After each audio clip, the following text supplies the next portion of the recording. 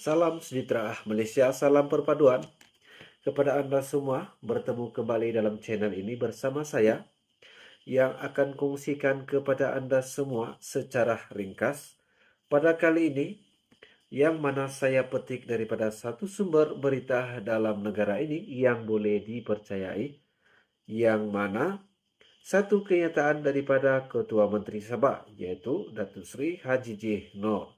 Tapi sebelum saya teruskan perkongsian pada kali ini, berita terkini khususnya di negeri Sabah, kepada Anda yang sudah subscribe channel ini, terima kasih saya ucapkan kepada Anda semua.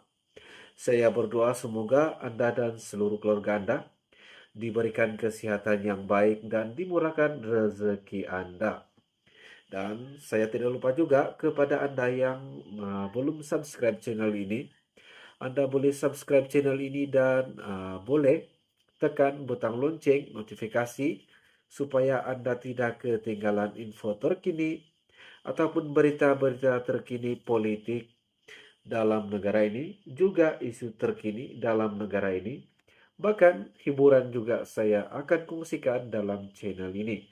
Nah, tuan-tuan dan puan-puan semua, tanpa membuang masa lagi, saya akan teruskan perkongsian pada kali ini, di mana satu kenyataan daripada Ketua Menteri Sabah, Datuk Seri Haji J. Noor, yang mana beliau menyatakan Sabah kini di landasan yang tepat untuk terus maju. Itu adalah satu kenyataan beliau, yang mana sebenarnya apabila kita bersetuju menubuhkan wilayah negara Malaysia, Sabah adalah satu, Sarawak satu, dan bergabung dengan Tanah Melayu untuk menubuhkan wilayah negara Malaysia.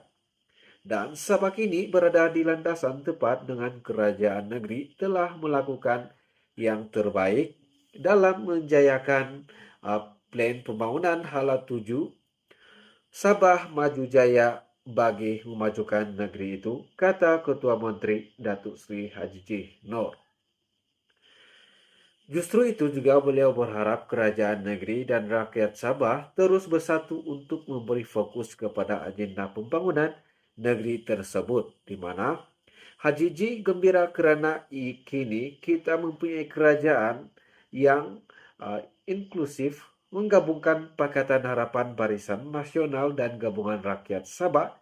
Jadi adalah penting bagi kita untuk berfungsi sebagai satu pasukan dengan berkongsi aspirasi sama yang dibina atas kepercayaan dan saling menghormati. Dan kata beliau, marilah kita bersatu untuk memastikan pentadbiran ini berjalan lancar, tidak terganggu seperti yang diharapkan rakyat. Di mana kata beliau pada majlis rumah terbuka tahun baru Cina di kota Kinabalu hari ini.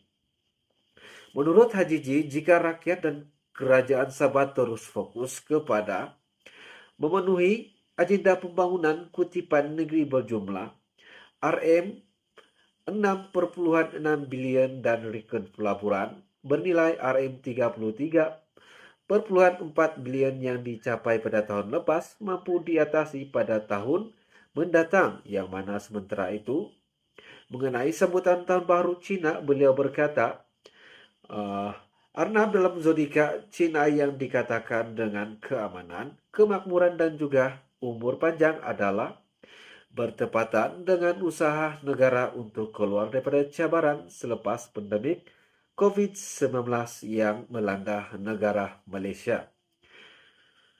Rakyat yang hidup dalam negara ini, kata beliau, semoga tahun Arnab ini akan membawa kita terus maju dan rakyat hidup dalam keadaan aman damai. Seterusnya dapat menangani pelbagai cabaran sama ada dalam aspek ekonomi maupun kesihatan, katanya, yang turut menghargai kerjasama serta sokongan masyarakat Cina khususnya di Sabah kepada kerajaan negeri sedia ada.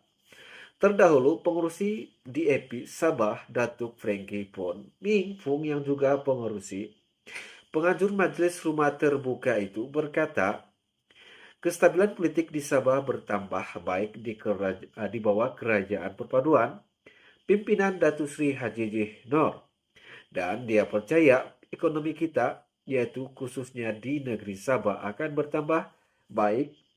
Tahun Arnab ini juga akan membawa lebih banyak peluang dan rezeki kepada rakyat karena semakin banyak sempadan negara dibuka semula seperti dahulu, katanya dalam satu berita ataupun penyampai berita bernama.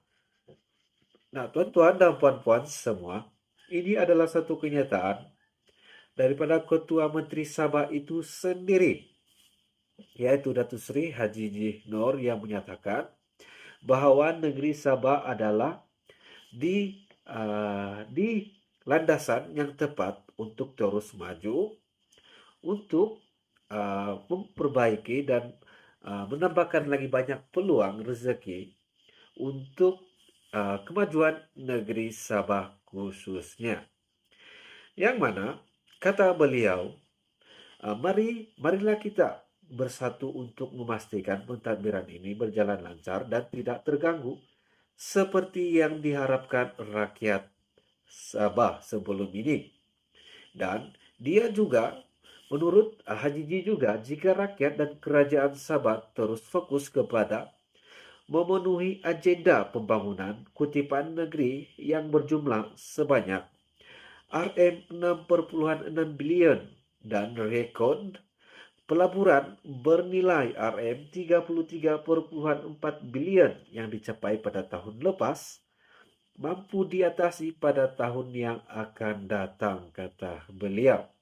Yang mana mengenai sambutan tahun baru Cina, dia berkata bahawa tahun ini adalah tahun Arnab, yang mana dalam zodiak Cina yang dikatakan dengan keamanan, kemakmuran, dan umur panjang adalah ketepatan dengan usaha negara untuk keluar daripada cabaran pandemik COVID-19 yang melanda negara Malaysia 2 tahun lepas.